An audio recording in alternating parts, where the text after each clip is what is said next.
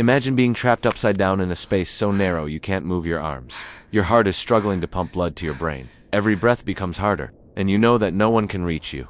This is exactly what happened to John Edward Jones on November 24, 2009, in what became the most shocking cave death in American history. John Edward Jones was everything you'd want in a son, husband, and father. At 26 years old, he was a first-year medical student at the University of Virginia. He had been married to his high school sweetheart Emily for 3 years, and they had a 13-month-old daughter named Lizzie. Emily was pregnant with their second child. John was tall, 6 feet and 190 pounds, athletic and adventurous. He loved the outdoors, particularly caving, which had been a family tradition since childhood. His younger brother Josh was also an experienced caver, and together they had explored dozens of cave systems throughout Utah. What made this story so tragic? John was not a reckless thrill seeker. He was a responsible family man pursuing a medical career, with extensive caving experience and proper safety awareness. But on Thanksgiving week 2009, all of that experience would prove meaningless. November 24, 2009. The Tuesday before Thanksgiving, John was visiting his family in Utah during a break from medical school. It was a family tradition to go caving during holiday gatherings, and this year they chose Nutty Putty Cave. Nutty Putty Cave facts. Located in Utah County, about 55 miles south of Salt Lake City. Popular, beginner-friendly cave system, known for narrow passages and tight squeezes. Thousands of visitors annually with minimal incidents. Managed by the Utah County Sheriff's Office. The group? John, his brother Josh, Josh's girlfriend Susie, and several other family members and friends, 9 people total. The plan: navigate through the cave's famous birth canal passage and reach the big slide area for photos and exploration. Equipment: basic caving gear, helmets, headlamps, knee pads. This was considered a safe, recreational cave that didn't require technical equipment.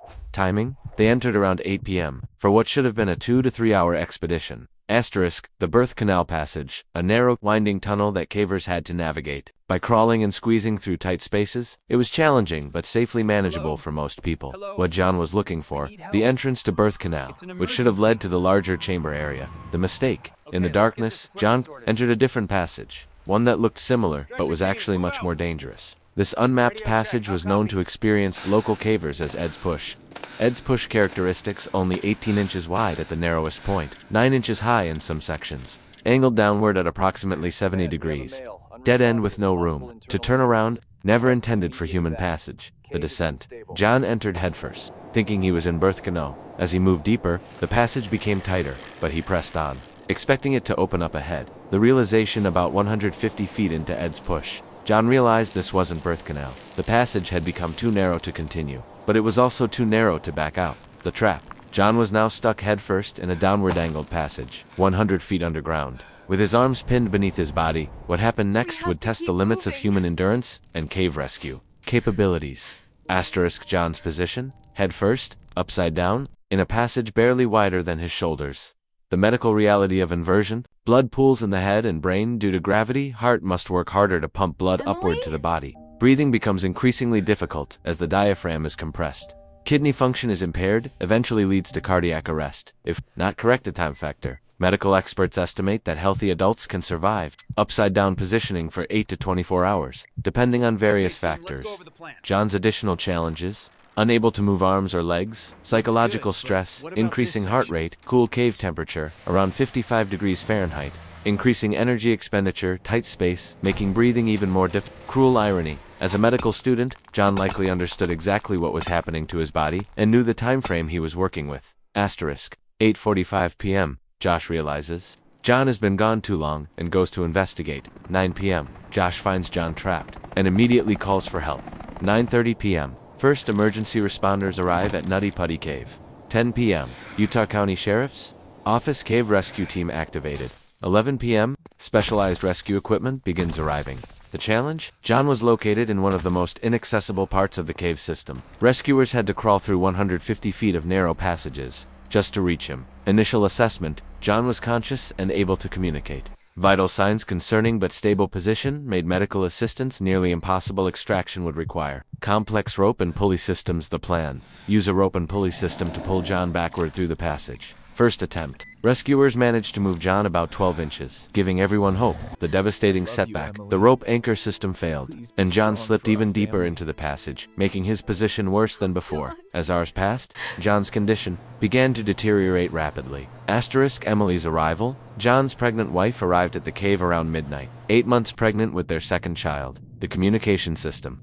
Rescuers set up a relay system so family members could talk to John through the narrow passages.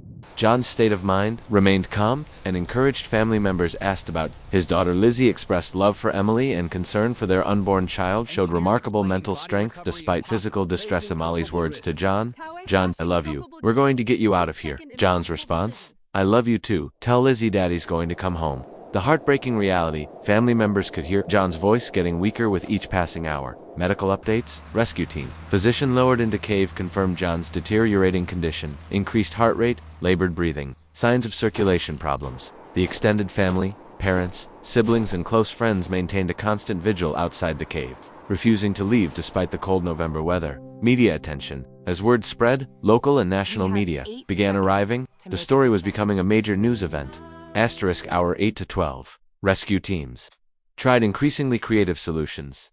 Attempt number 2. Modified pulley system with multiple anchor points. Partial success moving John a few inches. System failure due to unstable cave walls. John slipped back to original position. Attempt number 3. Drilling operation from above. Plan to create new access shaft directly to John's location. Geological survey. Revealed 100 feet of solid rock. Operation would take days. John didn't have days. Attempt number 4. Excavation of passage walls. Carefully removing rock to widen the passage.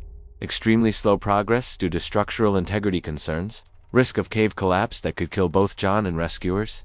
The expertise. Over 100 rescue personnel involved. Cave rescue specialists from multiple counties. Mining engineers, medical personnel, structural engineers. Heavy equipment operators.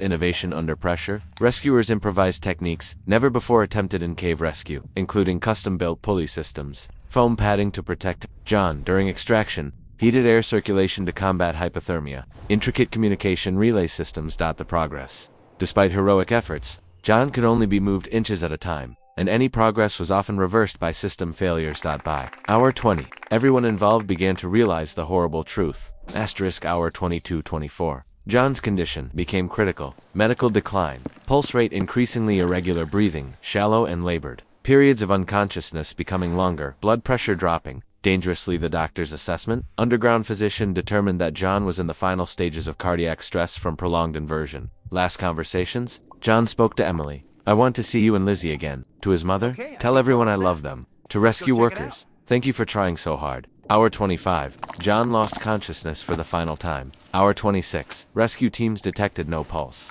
Hour 27. Medical personnel confirmed death. Time of death? Approximately 11:56 p.m. November 25th, almost exactly 28 hours after becoming trapped. Cause of death. Cardiac arrest due to prolonged inversion and physical compression. The rescue team's reaction. Experienced rescue professionals, many of whom had conducted dozens of successful cave rescues, were emotionally devastated by their inability to save John. The recovery problem. John's body was positioned in a location that made removal extremely dangerous and potentially impossible. Risk assessment. Continued excavation could cause cave collapse. Risk. 2 additional rescue personnel was unacceptable. Technical challenges were beyond current capabilities. The family's choice. After extensive consultation with engineers and rescue experts, John's family made the agonizing decision to leave his body in the cave. The sealing process. Cave entrance permanently sealed with concrete. Nutty Putty. Cave officially closed to all future access. Memorial plaque installed at the sealed entrance. Emily's statement. John would never want anyone else to be hurt trying to recover his body. This is his final resting place. Legal proceedings. Utah County officially declared Nutty Putty Cave as John's burial site, making it legally protected. The legacy decision. Cave would remain sealed permanently, serving as both John's grave and a memorial to the dangers of cave exploration. Immediate impact. Utah implemented stricter cave safety regulations, enhanced rescue equipment developed for narrow passage scenarios, mandatory safety briefings for all cave visitors. Emily's life after tragedy gave birth to their son John Edward. Jones, too, in June 2010, eventually remarried and had more children, became advocate for cave safety education, cave rescue improvements, development of specialized equipment for tight space rescue, enhanced training protocols for extreme scenarios, better risk assessment procedures for cave access. The broader lesson. Even experienced cavers with proper precautions can face deadly situations in environments that seem manageable. Memorial impact. John's story became required reading for cave rescue teams worldwide, teaching the limitations of rescue capabilities and the importance of prevention. Final statistics. Nutty Putty Cave had hosted thousands of visitors over decades with minimal incidents, but John's death highlighted how quickly cave exploration can turn fatal. The ultimate tragedy. A responsible family man, pursuing a career in medicine to help others, died in a recreational cave that was considered safe for beginners. If you found this story educational, please subscribe for more content about cave safety and rescue operations. John's tragedy serves as a reminder that preparation and experience, while crucial, cannot eliminate all risks in extreme environments. Remember, adventure should challenge you, not cost you everything.